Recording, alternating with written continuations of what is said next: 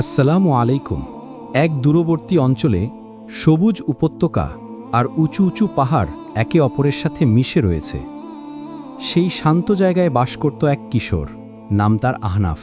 তার দুনিয়া ছিল সাধারণ ছেলেদের মতো নয়। দুনিয়াতে আপন বলতে তার কেউ ছিল না। সে থাকত গ্রামের প্রান্তে, এক পুরনো ভাঙা কুটিরে। আহনাফের দিন শুরু হতো ফজরের আজানের সাথে। সবার আগে দৌড়ে যেত মসজিদে। গ্রামের বৃদ্ধ ইমাম সাহেব তাকে পরম স্নেহে দিনের শিক্ষা দিতেন।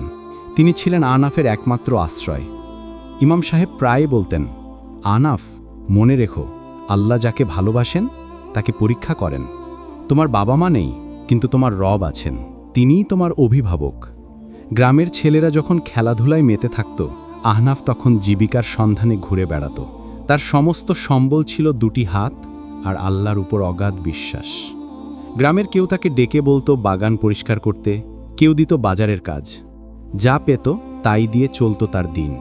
একদিন গ্রামের সবচেয়ে ধনী আর অহংকারী মহাজন আহনাফকে দেখে ব্যঙ্গ করে বলল, কি রে এতিম, সারা জীবন কি এভাবেই আবর্জনা পরিষ্কার করে কাটাবি?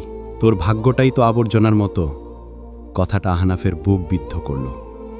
চোখে পানি চলে এলো, কিন্তু সে কিছু বলল না। কাজ শেষে ছুটে গেল ইমাম সাহেবের কাছে।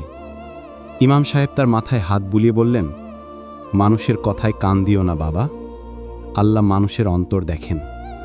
মনে রেখো, রাত যত গভীর হয় সকাল তত কাছে আসে। সেই রাতে ভাঙা কুটিরে বসে আহনাফ হাত তুলে দোয়া করল, হে আমার রব, তুমি ছাড়া আমার কেউ নেই।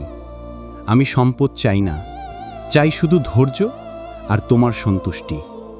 সে জানত না তার জীবনের সবচেয়ে বড় পরীক্ষা এখনো সামনে অপেক্ষা করছে। বছর কেটে গেল। আহনাফ কিশোর থেকে টকবগে যুবকে পরিণত হল। চেহারায় পরিশ্রমের ছাপ, চোখে ঈমানের দীপ্তি। গ্রামের মানুষ তাকে ভালোবাসত, তবে সেই মহাজন এখনো তাকে তুচ্ছ করত। একদিন গ্রামে এলো এক ভিনদেশী সওদাগরের কাফেলা। তারা একজন বিশ্বস্ত সহকারী খুঁজছিল। অনেকেই এগিয়ে এলো, এমনকি মহাজনের ছেলেও। কিন্তু সওদাগরের চোখ আটকে গেল আহনাফের উপর, কারণ তিনি দেখেছিলেন আহনাফ এক বৃদ্ধার ভারী কলস বিনামূল্যে পৌঁছে দিচ্ছে। সওদাগর আহনাফকে বললেন, হে যুবক, তুমি কি আমার সাথে যাত্রায় চলো? থাকা খাওয়ার সব দায়িত্ব আমার। শুনে আহনাফ বলল, আমি রাজি, তবে প্রথমে আমার অভিভাবকের অনুমতি লাগবে। সে ছুটে গেল ইমাম সাহেবের কাছে। সব শুনে ইমাম সাহেব বললেন, আহনাফ, আল্লাহ হয়তো তোমার দোয়ার জবাব দিচ্ছেন। যেখানেই যাবে ঈমান ধরে রাখবে। পরদিন ভোরে গ্রামের মানুষ বিদায় জানালো। মহাজন দূর থেকে ব্যঙ্গ করল, এতিমটা কত দূরই বা যাবে।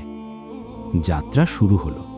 মরুভূমি, পাহাড়, বিপদসংকুল পথ, কখনো মরুজ্ঝড়, কখনো দস্যুর ভয়। তবুও আহনাফ নির্ভয়ে দায়িত্ব পালন করে গেল। এক রাতে দস্যুরা অতর্কিতে হামলা করল।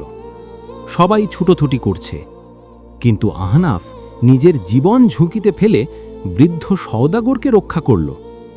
তার সাহস দেখে কাফেলা পাল্টা লড়াই করল এবং দস্যুরা পরাজিত হল। 1 বছর পর সফর শেষ হল। সওদাগর আহনাফকে ডাকলেন। তার সামনে রাখলেন 2টি থলে। একটিতে 100টি স্বর্ণমুদ্রা, অন্যটিতে মাত্র 10টি রৌপ্য মুদ্রা। কোনটিতে কি আছে তা বললেন না। আহনাফ দ্বিধায় পড়ল। স্বর্ণমুদ্রা তার জীবন বদলে দিতে পারে, কিন্তু সে চোখ বন্ধ করে ভাবল, আল্লাহর সিদ্ধান্তেই সেরা। তারপর শান্তভাবে বেছে নিল ছোট থলেটি। অনেকে তাকে বোকা বলল, কিন্তু সে বলল, আমার রবের সিদ্ধান্তই আমার জন্যে উত্তম। গ্রামে ফেরার পথে হঠাৎ পথের ধারে এক বৃদ্ধ লোককে সে বসে থাকতে দেখল। লোকটি ছিল ক্ষুধার্ত ও তৃষ্ণার্ত। তার কাছে সামান্য খাবার ও পানি ছিল। সে তার খাবার পানি দিয়ে বৃদ্ধকে সাহায্য করল। বৃদ্ধ বলল, হে যুবক, তোমার অন্তর স্বচ্ছ। গ্রামে ফিরে সবাই হতাশ হল। মহাজন ব্যঙ্গ করে বলল, এতিমের ভাগ্য কখনো ফেরে না। আহনাফ গেল ইমাম সাহেবের কাছে। সব শুনে ইমাম সাহেব বললেন, তুমি সম্পদের নয়, আল্লাহর উপর বিশ্বাসকে বেছে নিয়েছ। নিশ্চয়ই আল্লাহ তোমার জন্য উত্তম কিছু রেখেছেন। পরদিন বাজারে আহনাফ 10টি রৌপ্য দিয়ে এক অসুস্থ ঘোড়া কিনল। সবাই তাকে নিয়ে হাসাহাসি করল, কিন্তু সে প্রাণীটিকে সেবা করতে লাগল।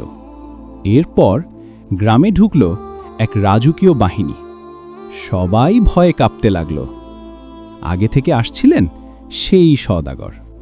তিনি এবার জানালেন তিনি আসলে ধনী, প্রভাবশালী এক রাজ্যের প্রতিনিধি এবং একজন সৎ উত্তরসূরি খুঁজছিলেন। 2টি থলে ছিল পরীক্ষা, আর ঘোড়াটি, এটি ছিল রাজ্যের সবচেয়ে দামি ঘোড়াগুলোর একটি। এর মূল্য হাজার হাজার স্বর্ণমুদ্রা। সবার চোখ বিস্ময়ে বড় হয়ে গেল। মহাজন মাথা নিচু করে দাঁড়িয়ে রইল। সওদাগর ঘোষণা করলেন, আহনাফই আমার সম্পত্তি ও ব্যবসার উত্তরাধিকারী। আহনাফ হয়ে গেলেন সেই অঞ্চলের সবচেয়ে ধনী মানুষ। কিন্তু তার নম্রতা বদলায়নি। সে একটি এতিমখানা তৈরি করল, গরিবদের কর্মসংস্থান দিল, ইমাম সাহেবকে বাবার আসনে বসালো, এমনকি সেই অহংকারী মহাজনকে ক্ষমা করে তার জন্য কাজের ব্যবস্থা করল। আহনাফ প্রায়ই আকাশের দিকে তাকিয়ে বলতো, হে আমার রব, আমি চেয়েছিলাম সামান্য কিছু, আর তুমি আমাকে দিয়েছ তার চেয়েও অনেক বেশি। গল্পটি আমাদের শেখায় ধৈর্য, সততা এবং আল্লাহর উপর অটল বিশ্বাস কখনো ব্যর্থ হয় না। রাত যতই গভীর হোক, ঈমানের আলোয় ভোরের সূর্য একদিন উঠবেই। যদি গল্পটি আপনাদের ভালো লাগে, ভিডিওটি লাইক, কমেন্ট এবং শেয়ার করুন। আর নতুন ইসলামিক গল্প, দাওয়া ও শিক্ষামূলক ভিডিও দেখতে আমাদের চ্যানেলটি সাবস্ক্রাইব করতে ভুলবেন না। আল্লাহ আমাদের সবাইকে হিদায়েত দান করুন। আমিন।